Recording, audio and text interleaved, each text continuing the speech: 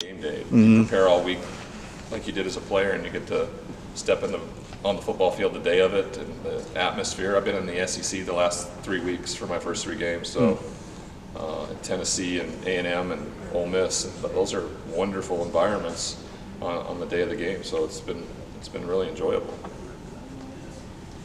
So I actually, the other day, I went online and I found your essay, The Letter to Your Former Self, sorry about that. I thought it was very well written. I enjoyed it a lot, but I especially liked how you started off with the joke about what's the difference between God and Ryan Leaf. Ryan Leaf doesn't think he's God, and I'm just curious as to how, like, what you think that says about this, just the greater football culture in general, that kind of treats, like, almost like feeds into these sort of God complexes of pro athletes. And I'm just curious, what do you think some of the effects, like lesser known effects of that are on players specifically? Well, I think that from the youngest of ages, right, especially when you live in small towns and where football is an institution, you get placed on a pedestal and people tell you how great you are. And guess what? You mess up sometimes and consequences aren't as dear as they are for other people. You play well on a Friday night, as long as you do that type of thing, a lot of times your behavior kind of gets overlooked. And so that develops kind of that God complex. The media's there, people are clapping. And then the higher you climb, now you're considered the greatest thing in the whole world, and people are telling you that you're the best, and now they're giving you money for it. Now they're going to put you in commercials, and this all happened before social media for me.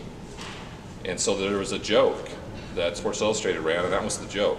What's the difference between God and Ryan Leaf? And that was the joke, and I thought it was hilarious, because there's something about walking in front of 100,000 people in a stadium and you getting a reaction from them by doing something with your hands. You feel very powerful. It's meaningless, but you just don't know that, and no one counteracts that to you unless you get slapped in the face with it. And so it just took failing on the highest level and then the spiral downhill to finally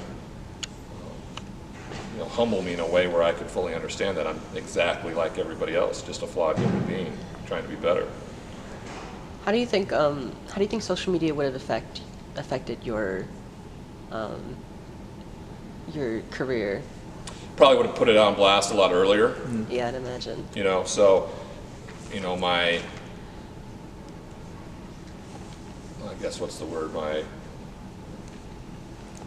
the asshole version of me would have been ever present earlier on than maybe getting all the way to the NFL level before people truly found out how I behaved. It was pretty well hidden. Nowadays, Twitter and Instagram or any of those things will hold you accountable pretty quick. If you are going to go out and say something stupid and behave a certain way, you'll be held accountable really quick where you weren't before. So it probably would have either exposed it earlier or course corrected me much earlier for the positive. What do you say, like, with the current issues now in the NFL, like say Antonio Brown? Would you say like that's kind of like the same problem with Antonio Brown? Yeah, it's a complete accountability thing. Just the other day, even he was pointing out other people's issues rather than taking a look at his own. And I use as an example of when I was in prison, individuals would always compare their sentences to other people's sentences, and I was like, well, what does that have to do with you? The fact that Ben Roethlisberger got this suspension and Shannon Sharp got this type of thing has nothing to do with him, because he still isn't willing to look at himself. And that was always my problem too. I always pointed my finger at somebody else rather than actually taking accountability for my shortcomings. And until he does that, or until anybody does that within their personal lives, they're going to continue to struggle with those things. And at some point, it's going to come to a head. You can't outrun that. So how has the E60 documentary changed your life for better or for worse? Well, I mean, it really hasn't had no effect on me.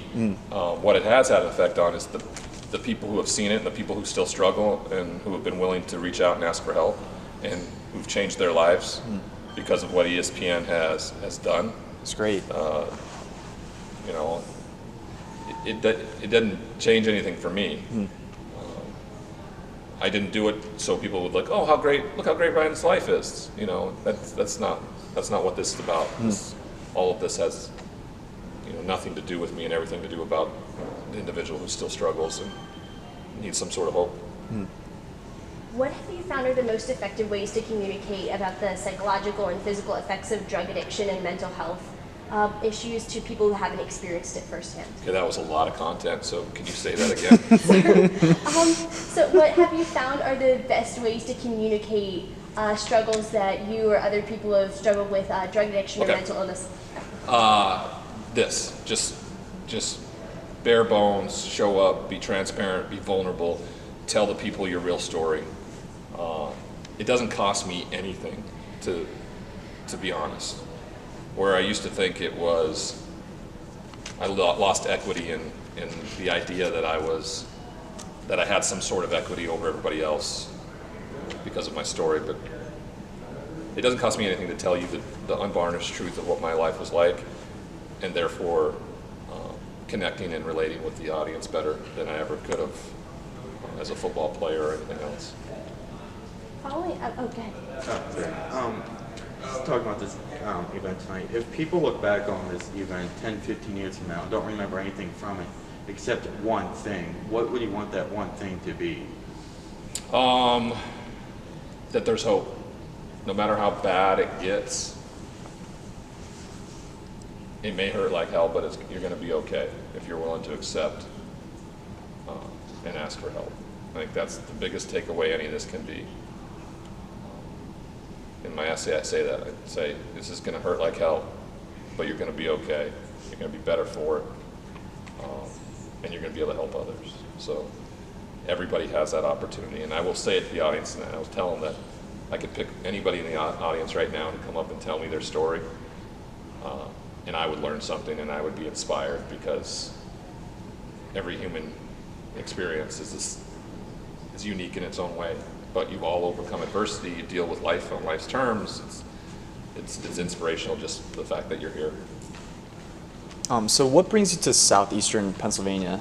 Penn Foundation, they reached out. They reached out to you? Okay. Yeah, they reached out to me, and you know, after taking a look at what they do, really seeing that their values match with mine, and they're about servicing the community in a positive and healthy way, and therefore, that's the main objective of mine. And so, their community becomes my community for a little while, and really develop relationships that will probably last forever because of what we continue to try to do. And then also, have you watched the Hard Knocks? There's going to be a reason. Have you watched the Hard Knocks with the Raiders? Mm-hmm. So do you know Darren Waller? Mm-hmm. So how do you think a current player struggling with a past is able to recover? I know that he said that he went to, I believe it was AA, anywhere that he went, and I can see that he's following a similar path to yours. How do you think he will be looked at if he succeeds and truly makes a name for himself in the league now, even after his past? He's already succeeded, regardless of what he does at any point now within a football career. He got sober, he addressed what was the issue, he's taken accountability for it. The cool part about it is he's done it at an age where he still has the ability to play and enjoy the game that he's always loved, that he probably didn't enjoy for a long period of time because he was so caught up in all of it. So, you know, for me, he's an unbelievable example for young people early in the league that have messed up, that don't think there's any hope, that feel like their only way out is to continue to numb themselves. He is a unbelievable ambassador for those who struggle, especially at the professional athlete level.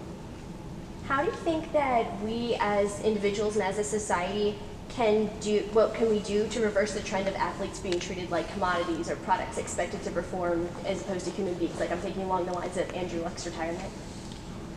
I don't know. I mean, that's a very complicated question. I don't know if that will ever happen. I don't know if it's ever happened in the history of our time. I mean, athletes have just been, it's all about the individual and fully understanding that, like, hey, you know, no matter what anybody says, does, feels about me, it doesn't change that I'm a flawed human being like they are, and as long as they don't feed into it themselves, I don't think we'll ever be that situation.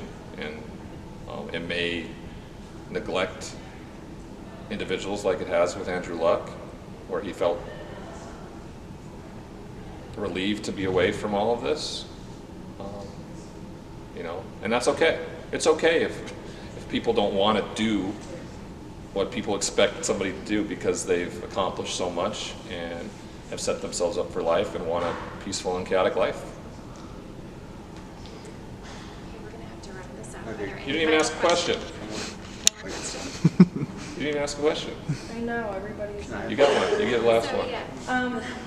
I just kind of want to know, as us standing here as high school students, what advice would you give us from any standpoint of your life, you thinking back to when you were in high school, you now, like what would you say to us?